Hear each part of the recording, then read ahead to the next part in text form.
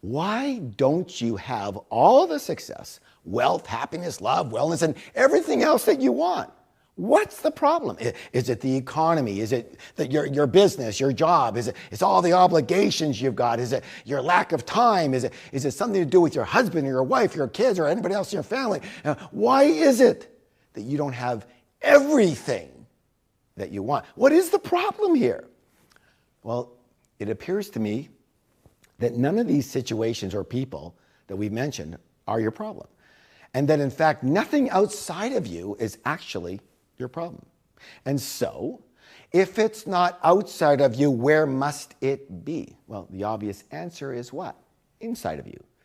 There is an important law of life that you must understand. And that is that your outer world is merely a reflection of your inner world. Let me repeat that, please. Your outer world is merely a reflection of your what? Your inner world. Meaning everything that you see and don't see in your life, do and don't do in your life, everything you have and don't have in your life is a result of who you are on the inside. Meaning that if things aren't going all that well on the outside, it's because, well, things aren't going all that well on the inside. True or true? So I ask you again, why do you not have everything in your life that you say that you want? Okay, so just for a moment here, play with me, just for a moment, we're going to try on the crazy notion that maybe the reason is you. Okay, no hard feelings, just is you. And we're generalizing here, okay? And that maybe, the main obstacle here is you. And again, just for a moment, if we were to assume that, what about you? What part of you? Is it your arm that's the problem? No, maybe it's your leg that's the problem. It's your baby finger. Now that's got to be the problem, right? What about you might be the main culprit here? Did you happen to say your mind? Well, if you did, you got it. My friends, introducing enemy number one, your mind. Your mind is the main problem. Your mind is the only reason you don't have exactly what you say you want in your life. Now, don't get me wrong. Your mind has amazing power and it can do a lot of incredible, wonderful, fantastic things. The problem is that it can also wreak havoc on your life and prevent you from being nearly as successful, peaceful, healthy, and loving as you could be. And with your permission, for this class, we are only going to focus on that part of the mind. Because in nature, and remember, you're a part of nature, yes or yes. If you want the flowers to grow better, you don't have to focus on the flowers. They'll take care of themselves, okay? You have to focus on removing the weeds around them. Are we in agreement? Okay, thank you.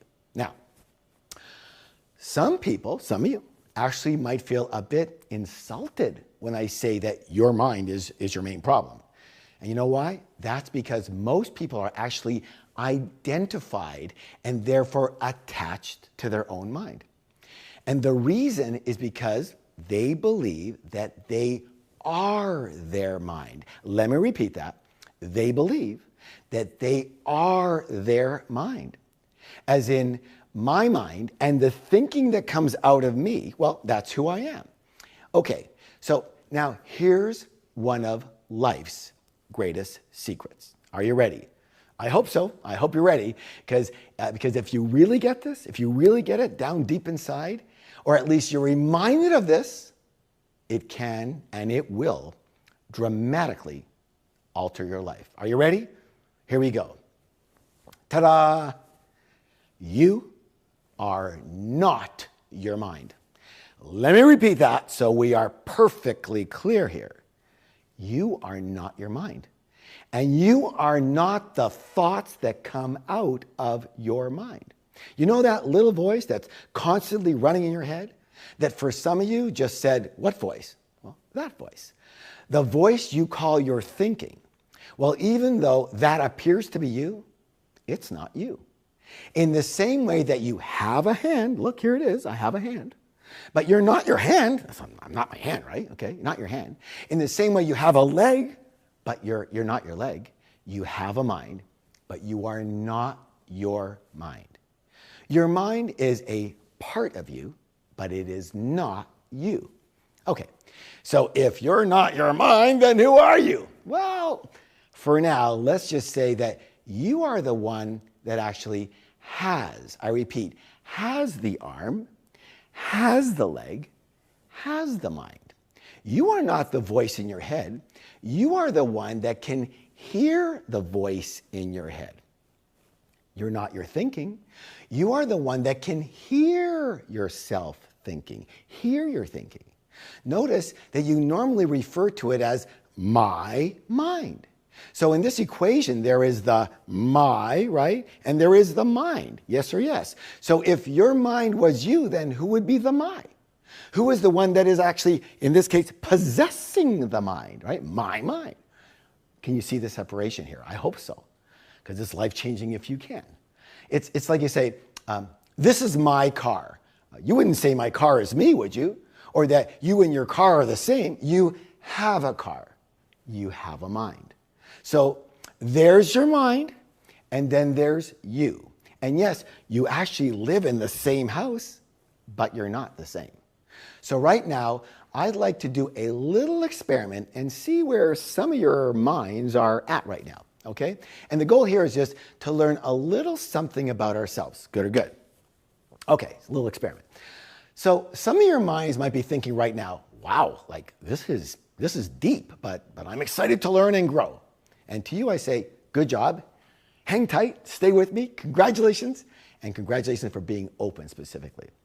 Some of your minds might be thinking, you know what, I already know all this stuff, I know this. Well, to you, I suggest that you better be careful of the words, I know that, or I know this. Why? Well, let me ask you this. What happens when you say to yourself, I know that? You stop listening. And if you stop listening, what happens? You stop learning. Let me ask you, what's important here? Whether you know this or whether you are living this. You know, in my seminars, I like to ask, hey, how do you know if you really actually know something? The answer is simple. If you live it, you know it. If you don't live it, then you heard about it, you might have read about it, you sure talk about it, you don't actually know it. And by the way, which part of you might be telling you that you already know this? Right, your mind. And now I'm going to say something that you're going to actually hate. Ready? Here it goes.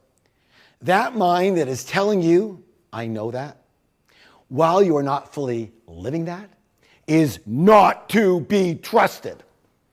Again, it is not to be trusted.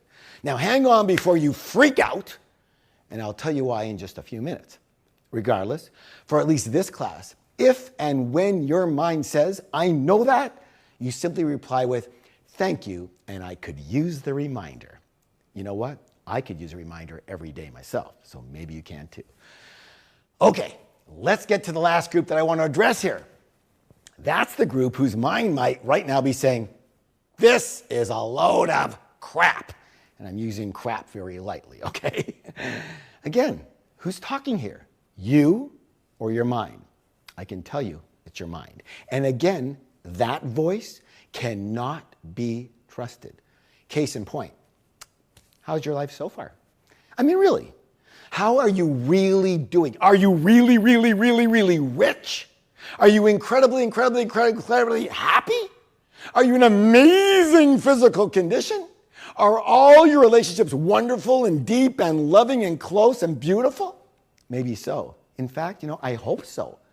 But my guess is that if your life was that perfect, you'd have never registered for this class, let alone taking your precious time to attend it. As the saying goes, if you keep doing what you've always done, you're going to keep getting what you always got.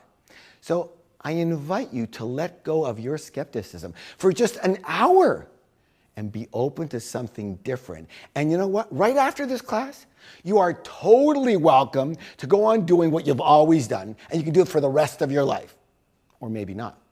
Maybe this will be a turning point for you. And like me, you will have an aha experience that will change your view of your world and yourself forever. So, for all of you, again, don't believe a word I say. Just be open for now and then try it out in your own life and see the results, good or good. Okay, you with me? Let's go on here. Okay, so can you tell me what the first element of change is? Well, if you've been with me before, you probably know it, but again, as a reminder, the answer is awareness. Awareness is the first element of all change. And what was the awareness that we've been working on so far? The awareness that you are not your mind. All right, what's the second element of change? Can you guess? Again, if you've been with me before, you know what it is. It's understanding, okay? So since we all have a mind, would you agree that it might be a good idea to maybe understand it a bit? All right, the simplest way to describe your mind is that it's like a big filing cabinet, and it stores information. Billions of bits of data from every moment of your life from the beginning of your time. Bottom line, your mind is your information storage bin. It's your database of knowledge.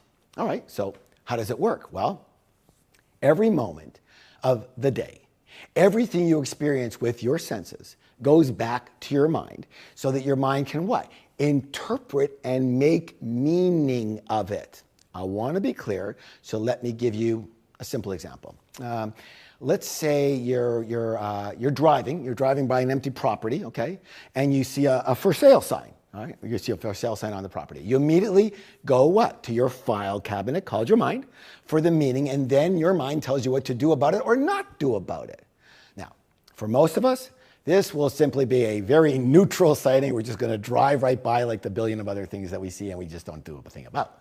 But for someone who is maybe in the real estate business or who might be an investor, they might have a different mind file under the category of real estate. And they will stop and they might take down the number or the website on the sign so they can follow up in the future. And depending on that file, another person might actually take immediate action. They might actually pull over to the side of the road and they might actually make the call right there and then. In short, the action or the inaction that you take will be determined by that particular file in your mind, in your file cabinet. And you know what? It doesn't just go for real estate signs. It goes for every single thing, every second of the day. Why do you think that you stop at a certain program when you might be channel surfing on your TV? And why do you think that is? It's because your mind is assigning, listen closely now, here you are, channel surfing, right? Your mind is doing what? It's assigning each program you pass a meaning, or in this case, a judgment, and saying yes or no. Does that make sense? So I hope it does, because listen closely now. Just focus right back on me right here, because this is critical. Because this meaning creating process is basically what determines your entire life. So it's important, right? I think so, because it not only determines your life, it's what determines everyone else's life as well. And here's the kicker. Everyone has different and unique meanings they assign to the exact same object or situation. That's why Joe will stop on channel 16, the home shopping network, and Sue will go right on by channel 16 and she'll stop on channel 24, the sports network. Now, did you notice how politically correct I was there? Guy with the shopping, girl with the sports, I'm learning. Anyway, what's the point? That we are all basically the same. in that we have the same meaning-creating process that runs our lives. But at the same time, we are radically different in the actual meaning we give things based on our files in our cabinet. And that's why sometimes we might disagree. Might. You know that. Debbie excitedly says, wow, the sunset is magnificent tonight. And Dan mundanely replies, yeah, you know what? I was just in Maui. This sunset isn't anything special. Now you tell me, what's the difference here? Is it the sunset? Or is it the interpretations these two minds, not people, get that? These two minds created about the sunset. The sunset is the same sunset for both, but how they see, or rather the meaning they give that sunset, is radically different. And that, my friends, is the primary difference between us, between all of us. Here is Enlightenment 101, okay? The world and everything in it is basically the same for all of us, but the meanings each of us give that same world can be radically different. In other words, the objective world is the same, but our subjective views of that world are different. One more time, a different way, so you get it. Everything out there is basically neutral. And then we come along, and with this tool called our mind, and we come along and we give it meaning and color and interpret it and make it what it is. Okay, last time, I promise, okay? This can change your life. That's why I'm going over and over again in different ways. Please listen carefully. You're ready, right? You're ready, yes? Okay, here we go. Nothing is anything until you make it something, and then it becomes what you make it. This is big. Let me repeat that. Nothing is anything until you make it something, and then it becomes what you make it. You see, everything just is, and then you assign it its meaning. In fact, it actually has no meaning until you give it one, and then the meaning you give it is what it becomes, at least to you, and probably, here it is, only to you. And that's why, and here's another biggie, reality is personal. Once again, reality is personal. Same sunset, different mind, different sunset. Comprende? So, I don't mean to get all esoteric on you, but in fact, there is no reality. There's only your reality, and everyone has their own reality. And that's why I say reality is personal. We think that everyone shares the same reality, right? I mean, what's real is real, yes? In fact, no. There's no real. There's only your real, and Bob's real, and Sandra's real, and Bill's real, and Suzanne's real. Have you heard the saying, what you see is what you get? Well, it's not really complete. What it should say is, what you see plus the meaning you give it is what you get. Are you catching the drift here? Listen, I get it. I understand it's a lot to chew on, but to me at least, this is one of the most important things you can ever understand in your entire life. Do you remember Socrates? Socrates, right? I don't mean do you remember unless you knew him, but do you remember Socrates? He was actually a Greek philosopher way back when, 1990 or something. Well, actually, I'm only kidding. He actually lived around 400 BC. He's considered the father of Western philosophy. Plato, you heard Plato, right? Plato, not Play-Doh, Plato was his most famous student.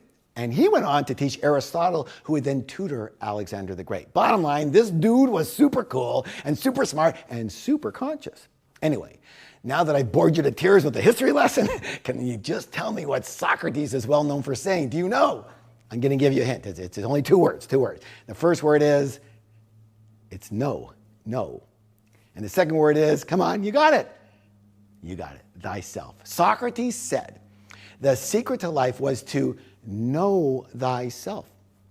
And what was he referring to? he was actually referring to exactly what we have been discussing here. Who are we? Who are we not? How do we relate to the world? And how do we relate to ourselves? All good questions, yes or yes. And that's why, to me, the stuff we're learning about here is by far, what's the word? By far the most important knowledge one could ever attain. So again, the only difference between us is our individual meanings we give to exactly the same things. And why do we have such different interpretations and viewpoints of exactly the same thing? Because we have different files in our file cabinet called our mind. And those files are filled with information, and that information determines our life. Yes, or yes, or yes, or yes, or yes. I hope you said yes. Okay then, how do we get the information that goes into the files of our mind in the first place? Great question. Well, we don't start out with in life with our files filled with information. Actually, for the most part, we come into life at like an empty, completely empty container, an empty cabinet, if you will. And from the moment we are born, we, or at least our file cabinet, starts getting filled up with information. Question, where do we get that information from? Well, mostly from the only other things that can communicate with us directly, and that is from what? Other people. And at the beginning of life, I have a question for you. Beginning of life, who are those people? Of course, parents, family, whoever we grew up with, friends. As we grow up a little bit older, it's teachers and religious leaders. Eventually, it's the media and the web. Basically, everyone and everything around us. Yes or yes? So, all these people and entities are filling up our file folders with information about the world. Yes or yes? Now, here's a very important question. Listen closely. I want you to answer this. Is the information that you're getting true? Well, it's true if you believe that every single thing your parents and family and friends and everyone else told you is true. Okay? And to me, unless they are like the all-being of the universe, it's kind of doubtful that it's all true, right? Bottom line is we come in empty, but then we get filled up with other people's thoughts, beliefs, opinions, emotions, habits, ways of being, ways of doing, ways of not doing, etc., etc., etc., etc. And now here's something. Listen close, everybody. Don't forget that if you came in empty, they came in empty, right? They came in as an empty container too. And then they got filled up with information and so-called knowledge as well. And so now imagine they are pouring their container of information and dumping it into you. Now, for some of you, that may be a kind of a not so pleasant picture, but that's basically what happened, and you need to recognize that. Regardless, all of this is simply the natural process of life, originally designed to help you fit into the world, and we continue on that way. But question, whose opinion of the world and whose way of fitting into the world are we talking about? It's their way. So is it your way? No. Remember, you came in empty. Is it your way? No. Whose is it? It's their way. Is it the right way? No. It's their way. Is it the wrong way? No. It's their way. And for the most part, they did or are doing the best that they can. So here's a question. Are they giving you information that is true or information that they believe is true? Correct. Believe is true. And that's a huge distinction for you to recognize and examine. Because what it means is that your file cabinet called your mind has been filled up with information and supposed knowledge about life that may or may not be true. And this is important because my intention is for you to see that not only are you not your mind, the file cabinet, you're not that, but that you are also not what is in your mind. So, am I asking you to question everything that you know? Yep. Because because you don't really know it. You heard it, you saw it, you modeled it, you learned it from someone else. Yeah, but Harv, I didn't get everything that I know from my childhood. I've gotten a lot of knowledge afterwards as an adult. Okay, you got me. I'll buy that. But you need to recognize two things. How many things? Two of them. Number one, did you know that 80% of your brain's development comes before the age of 3? 3. What does that tell you? Well, it tells me that most of what we learned about life came very, very early on. As for number 2, as an adult, where did you get that newfound knowledge? Did you get it under a rock? My guess is that for the most part, you got that information from what? Other people too. Yes or yes? And so let's cycle back and review. Bottom line, basically the file cabinet that you go to make all of your decisions and give everything its meaning is filled up mostly with information from other people and entities that are not you. Therefore, the storage cabinet that you call your mind and everything that's in it is not who you are. It's who you learned to be. Let me repeat.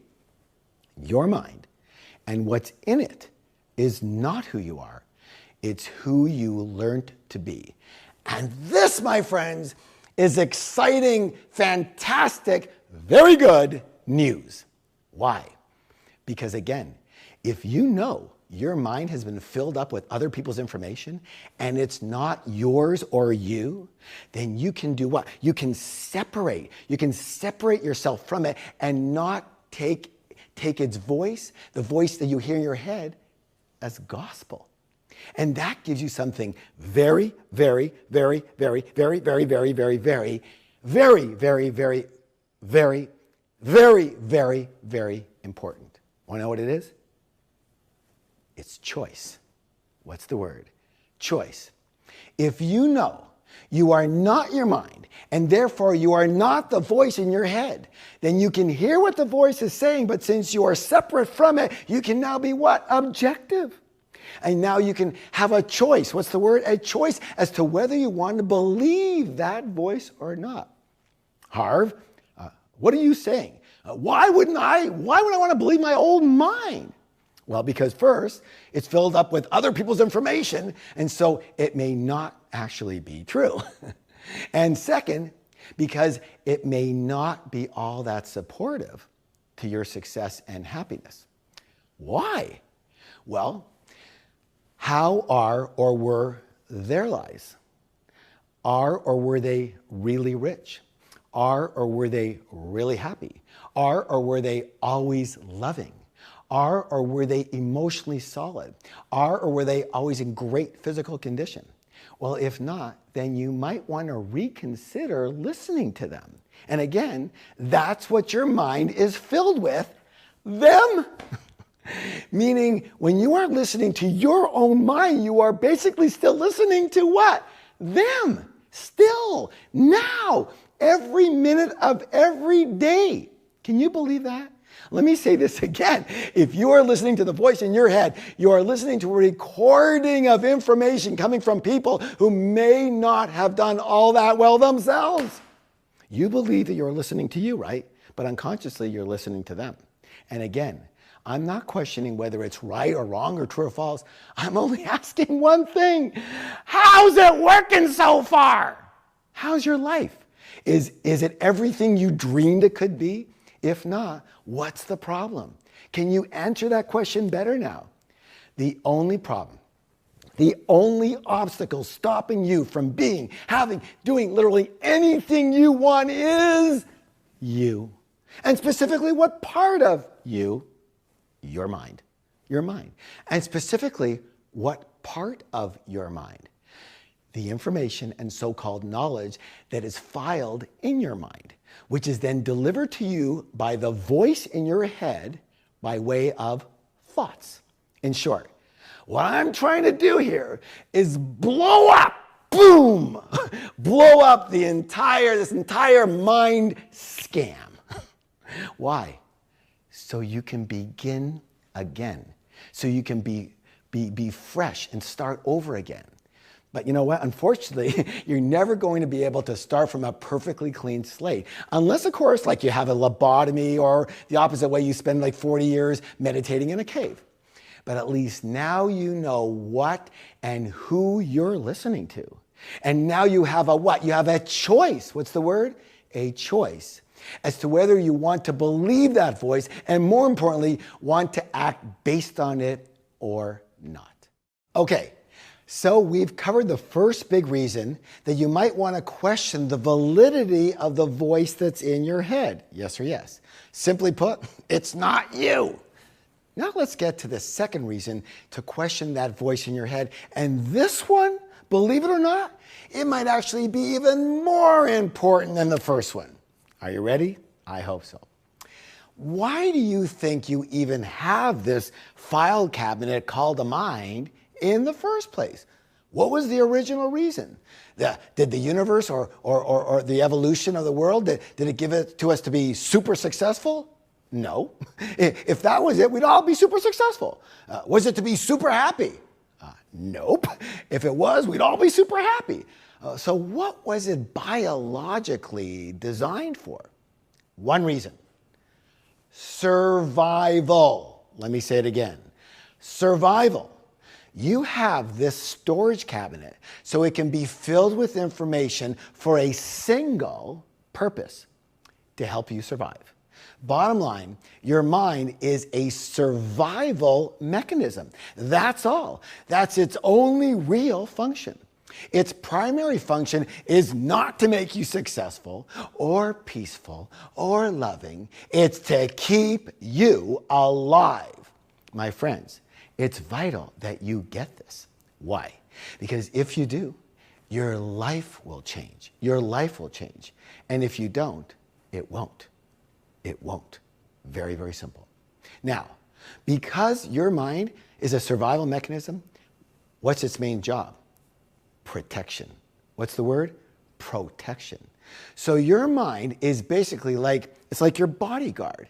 You know what? In some of my courses, I use the example that your mind is like the sentry on the ship. The sentry. What's the sentry's job? It's to look out for danger, right? To warn of what's wrong or what could go wrong in any situation. And that's why it's constantly screaming, look out, be careful, trouble over here, trouble over there. Meanwhile, everything's okay. So now you know why your mind seems to have a bias towards the negative. This is important. Why does it always have a bias for most of us towards the negative? It's always looking for the bad because it's its primary job. And because the good stuff can't hurt you, your mind just generally ignores it. That's why for most people, it takes effort to focus on the positive in your life, while the negative just appears easily, doesn't it? Again, what's a good protector going to do? Tell you what's right with your life or what's wrong with it? The sentry, well, it isn't really interested in the calm seas. It's focused on the possible rocks below and the possible icebergs ahead and the storms on the horizon. Yes or yes? And that's why you tend to focus on the problems in everything and everyone. In short, your mind is based in problems and fear in all of its forms, including worry and doubt and overwhelm and all feelings of anxiety. Let me say this right now. Basically, all anxiety boils down to fear. I'll repeat it. All anxiety, every time you feel a little anxious, it boils down to what? Fear. Your protective mind, well, it's very good at its job, isn't it? In fact, it's too good. So instead of having a quiet bodyguard available to you if and when you need it, it's constantly on hyper alert. It's like an overworried mother. You know, it might have wonderful intentions, but if you keep listening to it, it will drive you crazy and you'll never do anything. God forbid you take a wrong step and you hurt yourself. Oh my God. You know, it's nuts, right? Well, guess what? It gets worse. This overworried bodyguard believes that the only way it can truly protect you is by fully controlling you. And so to control you, your mind begins to take over your entire life. How? Here it is. By having you believe that it is your life and that you and it are the same. You know what? It's kind of like installing a virus protector in your computer that somehow becomes your entire operating system. Every second, it stops everything and does a scan. Well, that's great for finding viruses, but it's not so great for being productive and successful. True or true? So now we all understand that the virus protector is not the operating system. It's only a program that's supposed to protect the operating system. Again, in the same way, you are not the bodyguard. You are the one the bodyguard is supposed to be protecting. And you are not the sentry on the ship. You are the one the sentry is supposed to be protecting. And who is that? The captain. That's right. You are the captain of the ship. The sentry is supposed to be reporting to you, and then you as the captain, you decide what to do. But that's not how it is for most people, isn't it? Most people, they have not created that separation, the separation between the fear-based voice and themselves. Meaning the sentry is steering the ship. Can you imagine this? Oh my God, what if the water is too shallow? Sharp right. Oh, what if the storm is brewing? Sharp left. What if we don't have enough fuel? Reverse, reverse, reverse. What if our instruments break down? Oh, let's wait for that third backup generator and not go anywhere.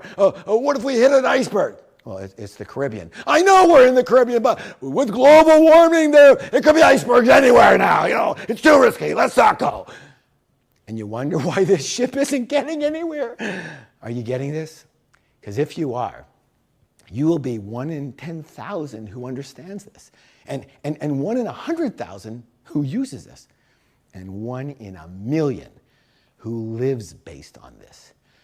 Are you at all confused? Well, you know what? That wouldn't be uncommon. Why? Well, let me ask you this. What do you think confusion really is? Confusion is a form of fear. And what's the fear? Well, in this case, your bodyguard, your sentry, your mind is worried that if you understand this, your life might change. Or rather, its life might change. But Harv, doesn't my mind want my life to change? What do you think? Would an over-worried bodyguard want your life to change? Of course not. To a protector, familiarity is essential. So no.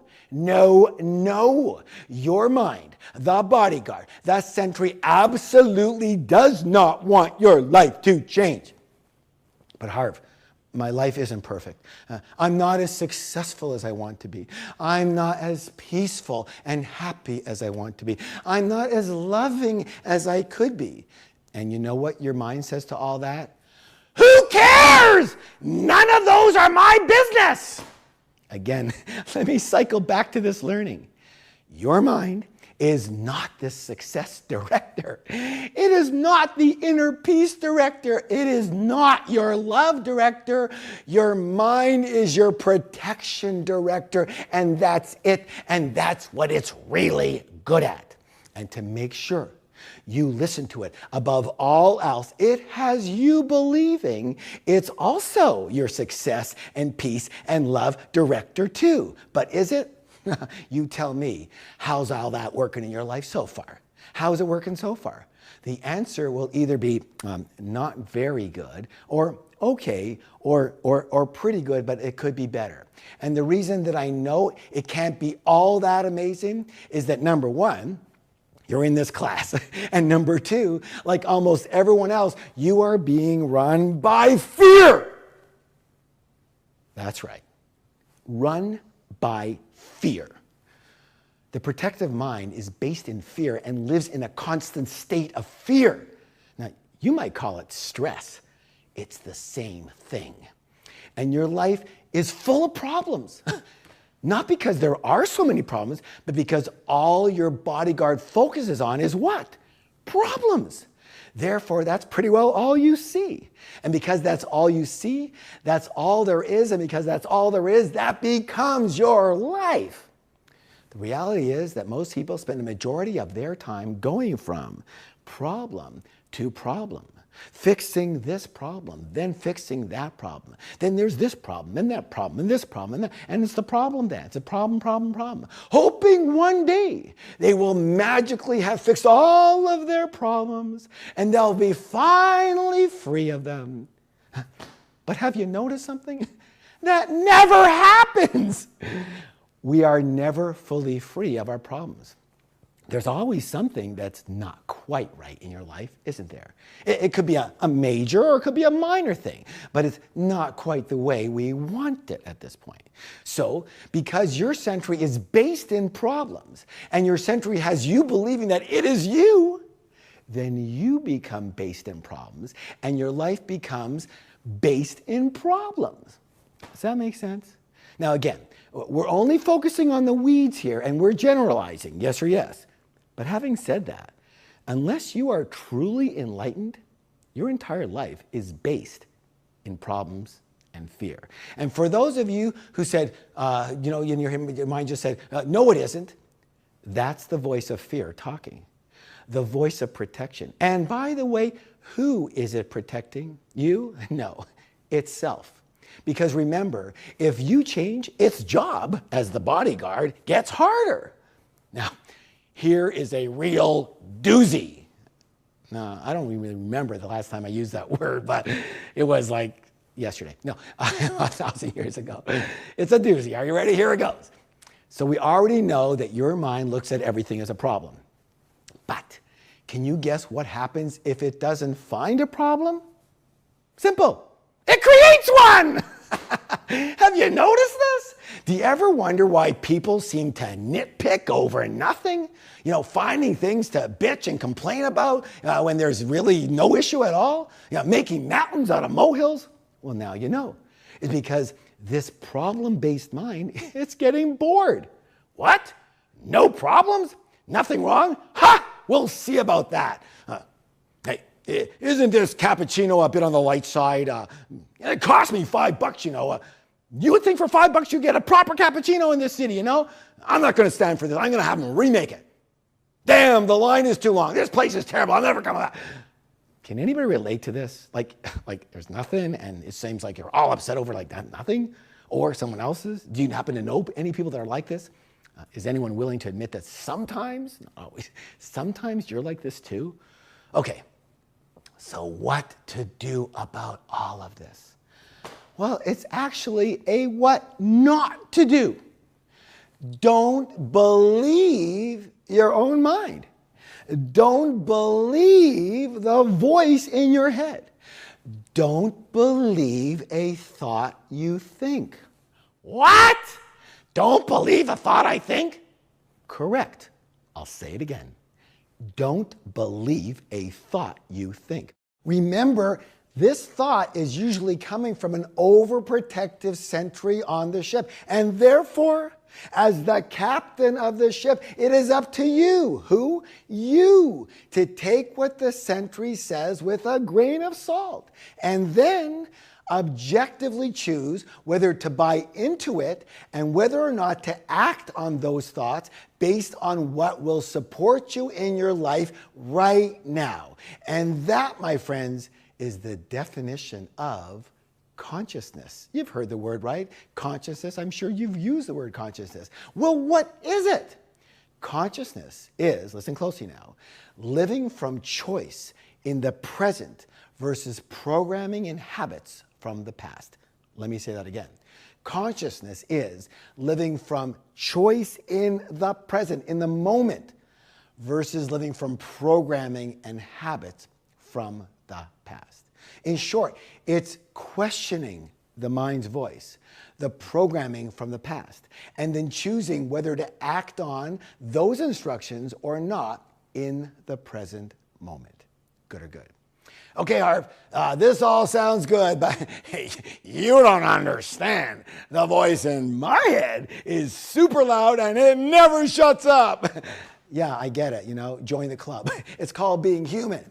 It's very funny to me how we humans put ourselves up on a pedestal because we're at the top of the evolutionary chain, or so we believe. But here's a question. Do you know any dogs? Have you ever had a dog? Have you noticed that dogs don't seem to have this same problem? I used to have a golden retriever. His name was Roscoe. And he would lie underneath my desk when I was working. He quiet, sleeping, totally relaxed. Every once in a while, he'd come up to get his head pet, and move a little bit. Nothing was a big deal to him. He was just totally chill. He'd play with some toy for a little while. He'd eat only a couple of times a day. He was always happy. He's always loving, always perfect, all good. I'm sure you know what I mean. And of course, at the time, I was heavy into business and trying my best to succeed. And I was always worried, always in a hurry, always stressed out. And I remember so distinctively, looking down at him once, just looking down at him and saying, Roscoe, I said, so often I wish I was just like you, but I bet you never wish you were like me. And that, my friends, says it all. Okay, so are you ready for some good news? Yeah, I hope so. Here it is. There are several methods that you can use to tame your mind. And then once it's tamed, there are even more powerful methods with which to train your mind to do what you want it to do and train it, listen closely, to work for you instead of against you. Good or good. And for those of you who are interested, I have an advanced program that will rock your world. But I want you to get as much as possible from this class right now. So I want to teach you at least one simple strategy to get started with. Are you ready? Here it is. It's called the 4 magic words. We're going to use 4 magic words to stop a negative or fear-based thought before it gets any what? Momentum. You know what? That's important because everything is what? Everything is energy, right? Everything is energy. And so are your thoughts. And if you notice, once your mind gets going on something, it very often keeps going and going and going and going and going and going. And for some people, obsessing and obsessing, obsessing, obsessing, and obsessing. Can any of you relate to that? Okay. So what are the 4 magic words? Here they are. They're very simple, but they're very powerful. And you have to use them exactly as I'm giving to you here, okay? Don't change them, just use them the same way. I know they work because they work for me and thousands of my students. The 4 magic words are thank you for sharing. Let me repeat that. Thank you for sharing. That's what you're going to say to your mind when a negative or fear-based thought comes out. All right, let's see how this works.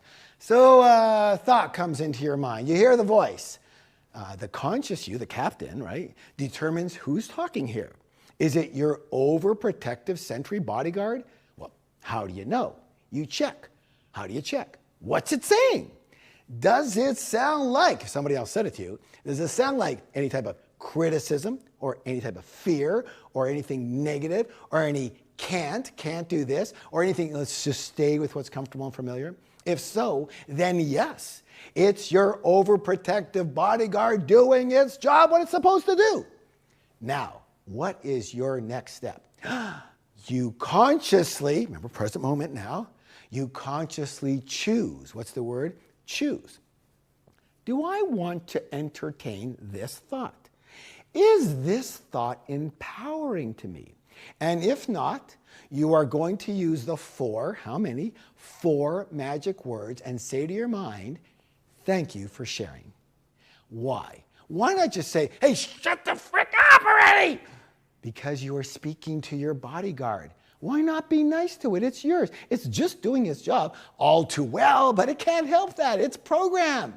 So you are polite, just as you would be to an over-worried mother. You don't get it to be all reactive. Just calm it down.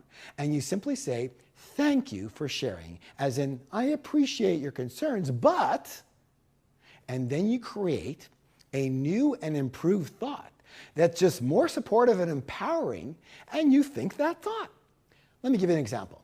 Say, this happened to me recently. I don't want to admit it, but say I'm on a little diet and I want to lose 5 pounds, okay? And I'm a bit hungry and I'm working and my mind says, hey, let's eat some ice cream. You can diet tomorrow. Now I notice, is this an empowering or disempowering thought?